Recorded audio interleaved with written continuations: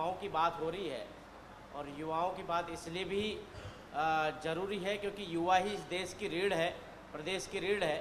और इसलिए मेरे साथ ऐसे दो शख्स मौजूद हो जो युवाओं में एक बड़ी अच्छी पहचान रखते हैं। मेरे साथ जो धार में करीब 3 साल से पोस्टेड है देवेंद्र वर्मा जी, देवेंद्र पाटीदार जी एडिशनल एसपी है, और इसके अलावा जो जितेंद्र सिंह जी है ITI से हैं। तो इन्हीं से हम बातचीत करेंगे सीखो कमाओ योजना के बारे में, जो पिछले दिनों मुख्यमंत्री शिवराज सिंह चौहान ने इस योजना को जो है लॉन्च किया, रजिस्ट्रेशन शुरू हो चुके हैं, और इस योजना में अब युवाओं को जो है ट्रेनिंग मिलेगी। ट्रेनिंग मिलने के बाद युवा जो है वो 1 साल तक ट्रेनिंग लेंगे, और उसके बाद फिर ट्रेनिंग के बाद वो अपने पैरों पे खड़े हो सकते हैं। तो पाटीदार जी, किस तरह इस योजना को लेके आप लोगों ने काम किया है और किस तरह युवाओं में इस योजना को लेके क्रेज बना हुआ है? नमस्कार विवेक जी। सबसे पहले तो मैं ये बताना चाहूँगा कि एक पुलिस अधिकारी के नज़रिए से जब हम लोग इस योजना को देखते हैं, हम लोगों का रात दिन बहुत पब्लिक से इंटरेक्शन रहता है, युवाओं से अधिक मात्रा में रहता है। तो कई बार जब युवाओं से बात करते थे तो उस वक्त ये चीज़ आती थी कि कहीं ना कहीं उसको एक ऐसे प्लेटफॉर्म की ज़रूरत थी कि उस प्लेटफॉर्म के आधार पर वो एक अपने सपनों की उड़ान को ले सके। कहीं ना कहीं अगर परिवेश में उसने जो शिक्षा उसके पास है वो उसको अगर कमतर मानता है कि उसने मात्र 12th किया है या मात्र IIT किया है, और उसको अगर प्रॉपर वे में उसको अगर अवसर नहीं मिला है, तो ये जो सीखो कमाओ योजना है उसके कारण वो अपने सपनों को अमली जामा पहना सकता है। उसको एक इतने अच्छे तरीके से गढ़ा गया है कि उस युवाओं को on job training with stipend जो दी जाएगा 1 वर्ष तक, तो उस 1 वर्ष के कार्यकाल के दौरान, 1 वर्ष के ट्रेनिंग पीरियड के दौरान निश्चित रूप से वो उस क्षेत्र के बहुत अच्छे तरीके से ट्रेंड हो जाएगा, या तो उस कंपनी के अंदर या अन्य किसी संस्थान में बाकी सब लोगों से कॉम्पीट कर पाएगा, और एक बहुत अच्छे तरीके से अपनी जीविका के लिए एक अर्जन कर पाएगा जो निश्चित रूप से उसको बहुत आगे बढ़ाएगा। जितेंद्र सिंह जी, मेरा आपसे सवाल है, क्योंकि पूरा दारोमदार इस योजना का ITI स्टूडेंट के ऊपर कह सकते हैं या फिर आपके कौशल विकास विभाग के ऊपर है, तो कैसे आप लोग ITI के स्टूडेंट्स को इस योजना से जोड़ रहे हैं? कैसे उनके अंदर प्रचार प्रसार हो रहा है? क्योंकि अभी जो धार जिला है, कहा जाता है कि सबसे ज़्यादा इंडस्ट्रीज धार में है, पीतमपुर और इंडस्ट्रियल एरिया है यहाँ पर। तो ऐसे में आप लोगों के ऊपर ज़्यादा चुनौतियाँ हैं कि किस तरह युवाओं को इस योजना से जोड़ें और युवा इस योजना से जुड़कर जो है लाभ लें। सर, जैसा कि हम सबको विदित है कि मध्य प्रदेश शासन की सबसे महत्वपूर्ण योजना युवाओं को रोजगार उपलब्ध कराने के लिए जस्ट हाल ही में माननीय मुख्यमंत्री जी ने 6 जून को लॉन्च की थी, जिसके तहत जैसा कि आपने कहा कि धार जिले में बहुत ज़्यादा फोकस किया जाता है, तो माननीय प्रधानमंत्री की भी एक अप्रेंटिसशिप योजना NAPS हम ऑलरेडी लॉन्च करते थे। उसमें भी प्रदेश में धार जिला प्रतिष्ठानों के पंजीयन में और बच्चों के पंजीयन में अव्वल रहा है हमेशा से। और अभी हाल ही में हम लोग इस योजना में भी पंजीयन, सबसे पहला चरण था वो कि हम इस योजना का पंजीयन, प्रतिष्ठानों का पंजीयन पीथमपुर औद्योगिक क्षेत्र में जाके कर रहे थे, जिसमें हम लोगों ने 6035 वैकेंसियाँ अभी तक क्रिएट कर दी हैं। पूरे मध्य प्रदेश में 35,000 वैकेंसियाँ लगभग क्रिएट हुई है, उसमें मध्य प्रदेश के धार जिले से 6,000 वैकेंसियाँ क्रिएट हम लोग कर चुके हैं, और 255 प्रतिष्ठान हम आज दिनांक तक ऑन पोर्टल लेके आ चुके हैं। और अभी भी हमारी टीमें लगातार इंडस्ट्रियल एरिया में जा रही हैं और इंडस्ट्रियों का पंजीयन कर रही हैं। अच्छा, कैसे काम होगा थोड़ा सा, क्योंकि युवाओं में एक उत्सुकता है कि हमने पंजीयन करा लिया, 1 अगस्त से हम लोगों को इस योजना के तहत प्रशिक्षण की तरफ आगे बढ़ना है, तो कैसे काम होगा? हम लोग कैसे 1 साल तक इस योजना में जो है जुड़कर काम करेंगे? क्या होगा? ये थोड़ा सा उत्सुकता है लोगों के अंदर जानने की। सर, जैसा कि अभी प्रथम चरण हमारा चल रहा था, जिसमें हमें प्रतिष्ठानों को हमें ऑनबोर्ड कराना था, वो हमारा लगभग पूर्णता की ओर है। द्वितीय चरण हमारा है जिसमें हमें समस्त विद्यालयों, स्कूल, ITI कॉलेजेस, उनके ऐसे प्रशिक्षणार्थी जो कि 12वीं पास हैं, उनको हम हर जगह पे हेल्प डेस्क लगा के ITI में, कॉलेजेस में, वहाँ पे हम उनका पंजीयन करेंगे और उन्हें इस योजना के बारे में बताएंगे, और अधिक से अधिक लोगों को हम पीथमपुर या देश के अन्य उद्योगों में रजिस्टर कराने का कोशिश करेंगे। पाटीदार जी, एक सवाल आपसे है कि पुलिस का युवाओं में सबसे ज़्यादा क्रेज भी होता है और युवाओं को सबसे ज़्यादा डर भी पुलिस को लगता है। पुलिस में जो खौफ जो है ना पुलिस का युवाओं में, लेकिन आपकी एक छवि ऐसी है कि आपने धार में 3 साल बिताए और युवाओं में एक अपनी पहचान बनाई, लेकिन अब इस योजना को लेके कैसे आप समझाएंगे युवाओं को? देखिए विवेक जी, एक और मैं इसका एक व्यवहारिक पहलू ये बताऊं कि जब एज ए पुलिस ऑफिसर जब इंटरेक्ट करते हैं तो पीथमपुर हो या और कई सेक्टर, कई बार युवाओं से जब इंटरेक्शन होता है उस वक्त भी वो बोलते हैं कि सर कहीं जॉब हो तो बता दीजिए, कहीं रिकमेंड कर दीजिए, कहीं कुछ प्रमोट कर दीजिए तो जॉब लग जाएगा। मतलब ये एक ऐसा बेल्ट है जिसके अंदर की बहुत पहाड़ी क्षेत्र भी है, इसकी भौगोलिक परिस्थितियाँ भी वैसी है, अनुसूचित जनजाति से बहुल एरिया है, जिसमें उस ग्रामीण परिवेश में कहीं न कहीं बच्चों को कई बार उनके पारिवारिक या अन्य कारणों से वो अवसर नहीं मिल पाता है, तो वो अपने आप को कहीं ना कहीं कमतर आंकते रहते हैं। तो उन बच्चों को ये सीखो कमाओ योजना निश्चित रूप से एक ऐसा है जो उसकी कमियों को, उसके परेशानियों को एक गणने में बहुत अच्छा योगदान देगी। एक ऐसा पोर्टल जिसके ऊपर कि आप अपनी 10th और ITI किया हो, 12th किया हो या हायर एजुकेशन किया हो, डिप्लोमा किया हो, आपको 8,000 से लगा के जो है लगातार 10,000 रुपये तक का स्टाइपेंड मिलेगा, आपको फुल अनुबंध रहेगा, आप अपने उस वैकेंसी के लिए अप्लाई कर सकते हैं और आपके संरक्षक के बगैर शासन है।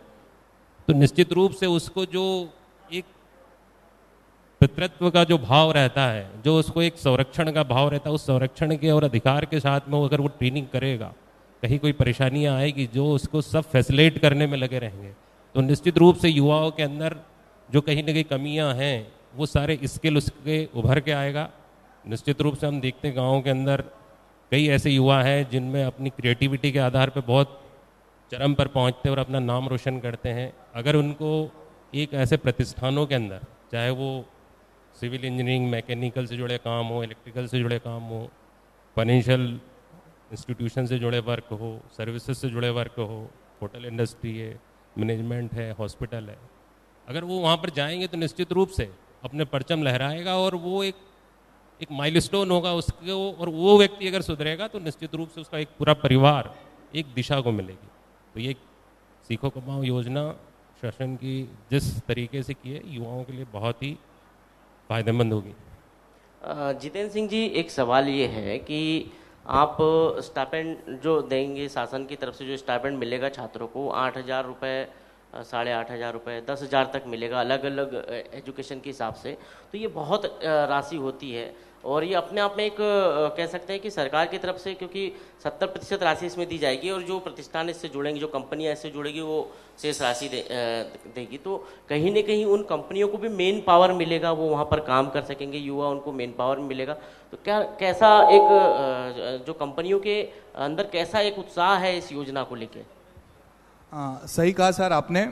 इस योजना में 75% की राशि जो स्टाइफंड के रूप में वो मध्य प्रदेश शासन सीधे बच्चों के खाते में DBT के माध्यम से डालेगी और 25% राशि ही केवल जो इस्टेब्लिशमेंट हैं, ऐसे इस्टेब्लिशमेंट जिनमें 19 से अधिक लोग हैं वे भी उसमें सम्मिलित हैं और जिनमें 19 से कम है वे अपने स्व घोषणा पत्र के आधार पर पंजीयन करा सकते हैं। तो ये विन विन सिचुएशन है प्रशिक्षणार्थियों के लिए भी और इंडस्ट्री के लिए भी, कि इंडस्ट्री को बहुत कम पैसा देके एक मैन पावर मिलेगा और बच्चों को एक अच्छा हैंडसम पैकेज मिलेगा। उसमें 8,500 रुपये से लेकर 10,500 रुपये तक का स्टाइपेंड इसमें निर्धारित किया गया है और मिनिमम योग्यता 12वीं रखी है। तो कई सारे प्रशिक्षणार्थियों को एक अच्छा हैंडसम पैकेज इसमें मिलने वाला है।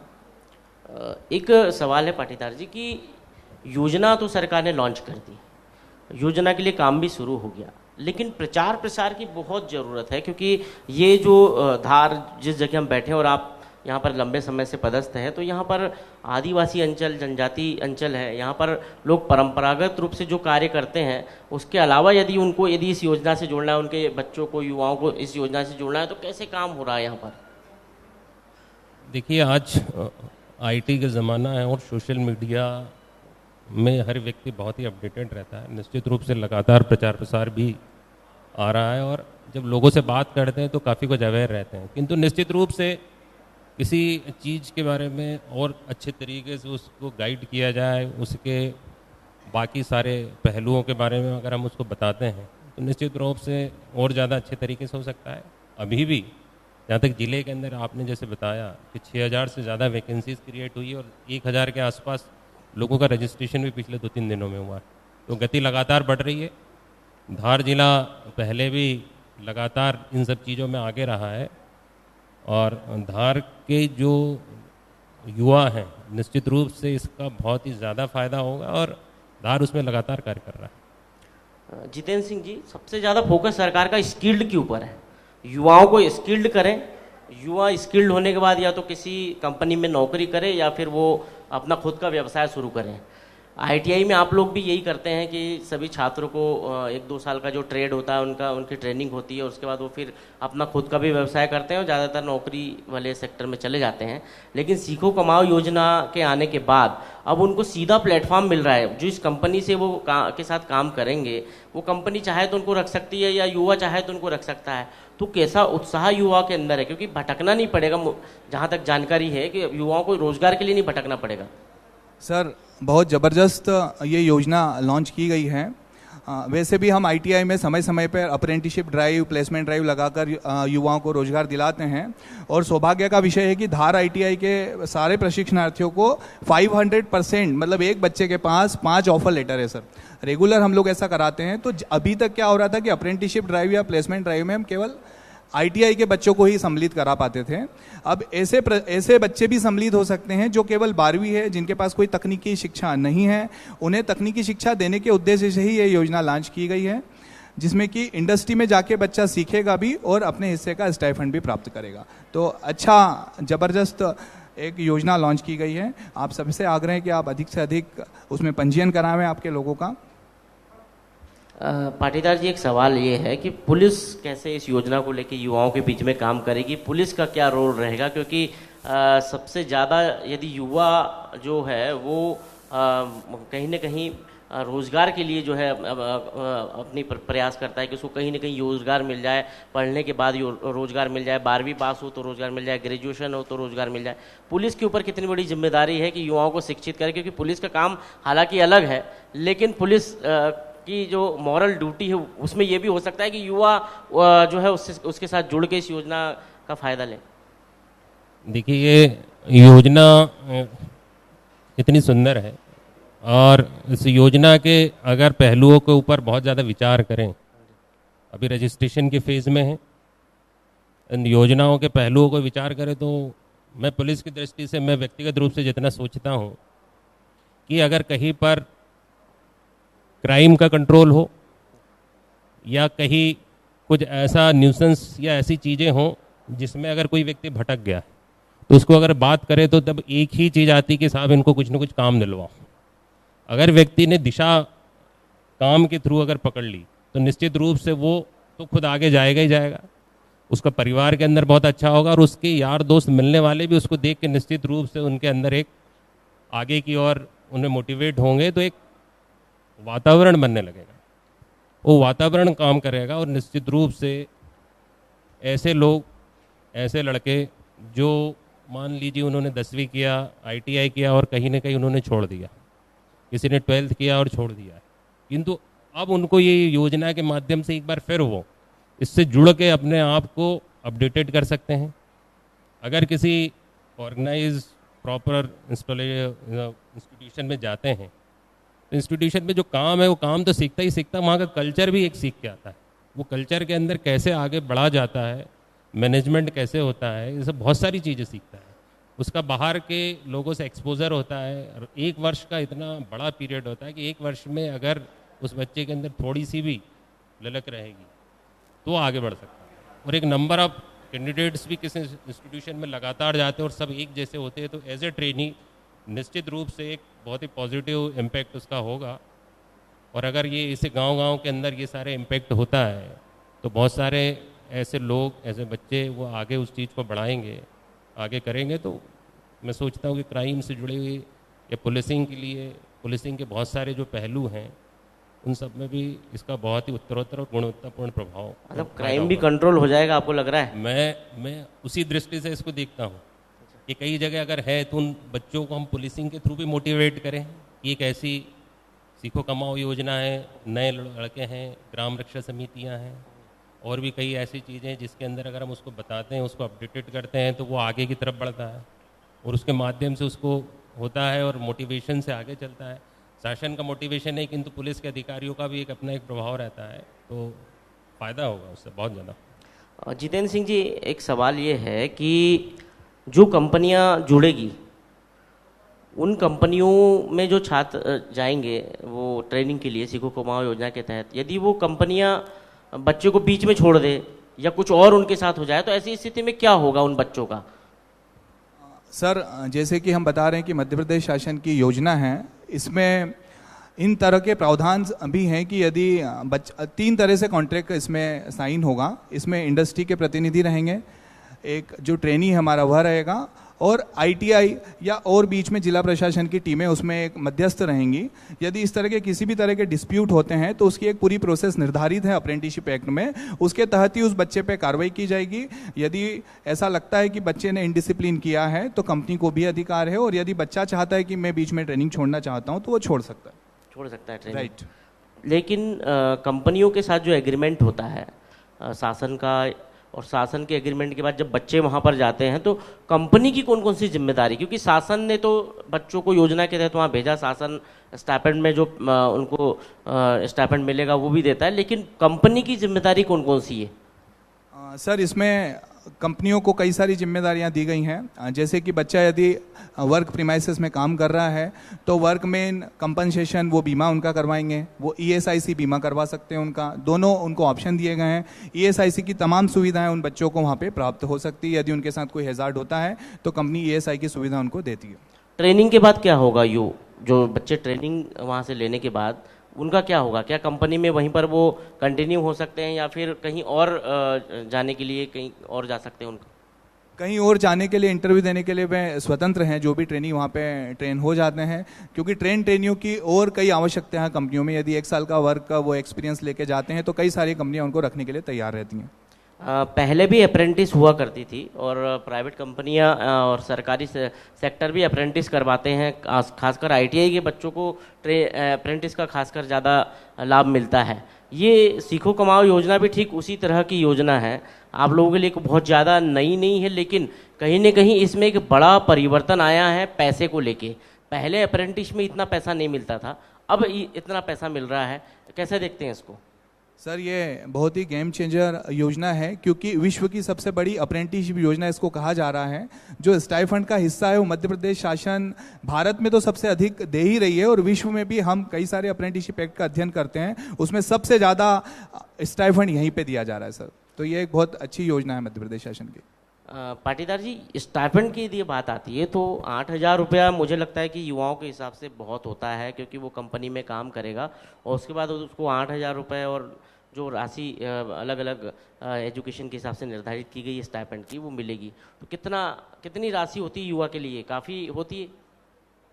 देखिए, ये योजना में मैं फिर उसको एक उसी दृष्टि से देखता हूँ कि ऊर्जा का आकार देने का, ऊर्जा को दिशा देने की बात है, पितृत्व का भाव। ऐसे मैं मानता हूँ कि एक युवा जिसको कि रोजगार की तलाश है, उसको अगर हम उसका हाथ पकड़ के अगर लगातार 1 साल तक हैं एज ए पितृत्व, अगर घर परिवार के व्यक्ति उसको 10,000 रुपये दे के किसी ट्रेनिंग के लिए भेजता है, तो शासन की तरफ से अगर 10,000 दे के उसको एक सिक्योर्ड और उसको सपोर्टिव माहौल के साथ में अगर कहीं जा रहा है, तो निश्चित रूप से उस युवा को वो सारी चीज़ें हैं जो वो सीख सकता है और बहुत अच्छे से सीख सकता है। दूसरा, 1 लाख से अधिक रोजगार लगातार सभी लोगों से एक माहौल बनता है और आपस में संपर्क भी बनते हैं। एक जैसे सेक्टर्स वाले, एक जैसे अलग अलग सर्विसेज के लोगों से एक आपस में जुड़ने से उनके कम्युनिकेशन, उनके पास इंफॉर्मेशन भी बहुत ज़्यादा बढ़ती है। इंफॉर्मेशंस को कैसे आप गैदर कर सकते हो, उसको कैसा यूज़ कर सकते हो। इंफॉर्मेशन आज की डेट में नेशनल इंटरनेशनल लेवल पे क्या क्या चीज़ें चल रही है, उसको पाने के क्या तरीके हैं। मतलब एक ऐसा माहौल है जो उसको मिलेगा, तो एक 10,000 एक इनफ अमाउंट है सीखने के लिए बच्चे को। और 1 साल के बाद में तो फिर उसके लिए ओपन है, वो चाहे जितना अपनी क्रिएटिविटी से आगे बढ़ सकता है। एक सवाल जितेंद्र सिंह जी आपसे है कि जो छात्र आईटीआई के सबसे ज़्यादा मुझे लगता है कि इस योजना की तरफ उनका जो है आकर्षण होगा आईटीआई के छात्रों को खासकर, क्योंकि सबसे ज़्यादा बच्चे आईटीआई में जो है प्रवेश लेते हैं और उसके बाद वो ट्रेनिंग के लिए जाते हैं। तो क्या आप लोग भी क्या बच्चों को जाके आईटीआई में बता रहे हैं या फिर दूसरी जगह जाके बच्चों को बता रहे हैं, खासकर 12वीं क्लास में जो बच्चे पढ़ के पास हुए उनको बताने के लिए क्या है कि भाई आप लोग आइए, रजिस्ट्रेशन कराइए, योजना का लाभ लीजिए? सर समस्त प्रदेश के समस्त आईटीआई में इस योजना के तहत हेल्प डेस्क बना दी गई हैं। उन हेल्प डेस्क में जितने भी बाहर से भी यदि आईटीआई के अलावा भी ऐसे ट्रेनीज आते हैं जो 12वीं हैं या ग्रेजुएट हैं, उन्हें उनका फॉर्म भी भरवाया जा रहा है। और विद्यालयों में भी हम ये वाली प्रोसेस जल्द ही शुरू करने वाले हैं, जहां हेल्प डेस्क लगेगी और समस्त बच्चों का ऑन द स्पॉट रजिस्ट्रेशन किया जाएगा। सर पाटीदार जी, एक सवाल ये है कि इसमें कई सारे सेक्टर हैं, इलेक्ट्रिकल है, इलेक्ट्रॉनिक्स है, मैकेनिकल है, टूरिज्म है, मीडिया है, मतलब बहुत सारे सेक्टर इस योजना में जोड़े गए हैं कि हर सेक्टर में युवा जिसको पसंद कर ले वहाँ आके वो काम करे, सीखे और फिर जाके अपने कौशल का उपयोग करें, चाहे वो जॉब के जरिए हो या फिर खुद का व्यवसाय करने को लेके। तो ये कई सारे सेक्टर, क्योंकि आप जहाँ हम बैठे हैं धार में, ऑटोमोबाइल हब के नाम से जाना जाता है धार जिला, यहाँ पर ज़्यादातर ऑटोमोबाइल कंपनियाँ हैं। तो मुझे आप जो जानकारी दे रहे हैं कि 6000 रजिस्ट्रेशन यहाँ पर हो चुके हैं अब तक, तो क्या लगता है कि और भी जो सेक्टर इसमें आने चाहिए? नहीं, सेक्टर्स तो उसमें सर्विसेज करीब 800 से अधिक हैं। 800 बहुत बड़ी फिगर होती है, 800 टाइप की सर्विसेज, और यहाँ पर भी 600 करीब 6000 से अधिक ऐसे वैकेंसीज का क्रिएट हो चुकी है। मेरे विचार से कि जितने सेक्टर्स योजना में कवर किए गए वो मैक्सिमम कवर किए जा चुके हैं, और सेक्टर्स के अंदर उस आज की डेट में जॉब का भी अलग अलग तरीके से हो गया है। रिक्वायरमेंट पहले ट्रेडिशनल थी, उससे बढ़ के और अलग अलग क्षेत्रों में हो गई है। तो उसको डिज़ाइन करने में ये सारी चीज़ें हैं ऑलरेडी। वो वहाँ जाके अगर वो कुछ भी सोचता है तो निश्चित रूप से अपने स्किल को, जो कि एक्चुअल में स्किल को डेवलप करने का, स्किल्ड होने का, और आफ्टर स्किल्ड जैसे ही हो जाएगा, ट्रेंड हो जाएगा, तो वहाँ जॉब करे या अन्य अपना व्यवसाय करे और बाकी को भी रोजगार दे। चीज़ें मेरे ख्याल से उसके अंदर मैक्सिमम सेक्टर्स कवर हुए हैं, मैक्सिमम से जितने होने चाहिए काफ़ी सेक्टर्स कवर हो चुके हैं। जितेंद्र सिंह जी, उम्र का जो क्राइटेरिया है वो 18 से 23 वर्ष, 18 से 29 साल 29 साल तक रखा गया है, 18 से 29। तो 18 से 29 की उम्र खासकर जो पढ़े लिखे युवा है, ग्रेजुएशन करके, पोस्ट ग्रेजुएशन करके या आईटीआई करके या बीई करके निकलने वालों के लिए काफ़ी है। तो ये उम्र का जो क्राइटेरिया है, ये क्या युवाओं के लिए ठीक है? क्या इसको और आगे बढ़ाना चाहिए? और इस एज के युवा खासकर जो है स्किल्ड की तरफ जाने के लिए किस तरह प्रयास करते हैं? सर, इस योजना का मुख्य उद्देश्य प्रारंभिक रूप से बेरोजगार युवा को रोजगार से जोड़ना है, और लगभग 18 से लेकर 29 साल के ही कई युवा होते हैं जो रोजगार में नहीं होते हैं। तो प्रारंभिक रूप से उनको रोजगार से जोड़ दिया जाए तो वो 1 साल का या 2 साल का एक्सपीरियंस लेके इंडस्ट्री में कहीं भी काम कर सकते हैं। इसलिए 18 से लेकर 29 साल का बड़ा सोच समझ कर ये क्राइटेरिया मध्य प्रदेश शासन ने तय किया है कि ऐसे ही युवा आए जो कि बेरोजगार हैं और वे इस योजना का लाभ लें। मेरा आपसे सवाल ये है कि युवा जो है उसको उड़ान चाहिए, उसको कौशल चाहिए, उसको सिखाना है और उसके बाद वो सीख के और लोगों को सिखाएगा। ये प्रयास है इस योजना को लेके, क्या कहेंगे? आप बिल्कुल सही बोल रहे हो।